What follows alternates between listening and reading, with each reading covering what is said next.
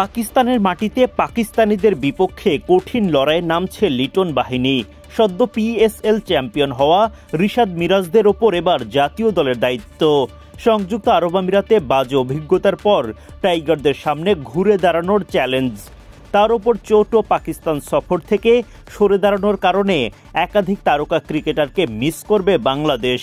তবুও বেশ শক্তিশালী একাদশ টাইগারদের, প্রয়োজন কেবল সামর্থ্যের সর্বোচ্চটা দিয়ে লড়াই করা। পাকিস্তানের বিপক্ষে সিরিজের প্রথম টি-20তে কেমন হতে যাচ্ছে বাংলাদেশের সেরা একাদশ, সেটাই দেখে নেওয়া যাক একে একে। ওপেনিংয়ে অবধারিতভাবেই থাকবেন পারভেজ ইমন। মারকুটে ব্যাটিংয়ে পাওয়ার প্লে কাজে লাগানোর দায়িত্ব থাকবে তার ওপর। ইনিংস শুরু করতে ইমনকে সঙ্গ দেবেন আরেক বাঁহাতি তানজিদ তামিম। শক্তিশালী পাকিস্তানের বিপক্ষে লড়াই করতে হলে ইমন তামিম জুটিতে ভালো শুরু করতেই হবে। নাম্বার 3 অধিনায়ক লিটন দাসের জায়গা। অধিনায়কত্ব নিয়ে কোনো প্রশ্ন না থাকলেও অধিনায়কের ব্যাট হাসছে না নিয়মিত। পাকিস্তানে গিয়ে রান খরা কাটানোর পালা। মিডল অর্ডারে বরাবরের মতো দল বেশি ভরসা করবে তাওহিদ হৃদয়ের ওপর। সাম্প্রতিক সময়ে নানা বদনাম হৃদয়কে কাটাতে হবে ব্যাট হাতেই। দলের রান তোলার গতি বাড়াতে জাকির আলী অনেক ও শামীম পাটোয়ারির ঝড়ো ব্যাটিং কাজে দেবে বেশ। তারা সফল হলে দলও এগিয়ে যাবে অনেকটাই।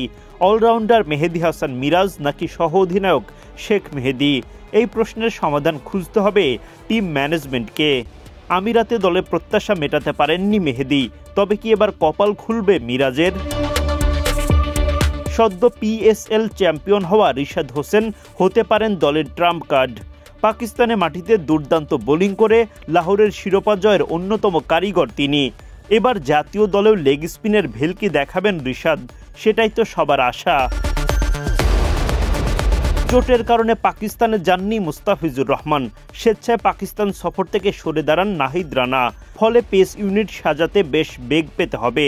বাঁহাতি শরীফুল ইসলাম একাদশের জায়গা পেতে যাচ্ছেন।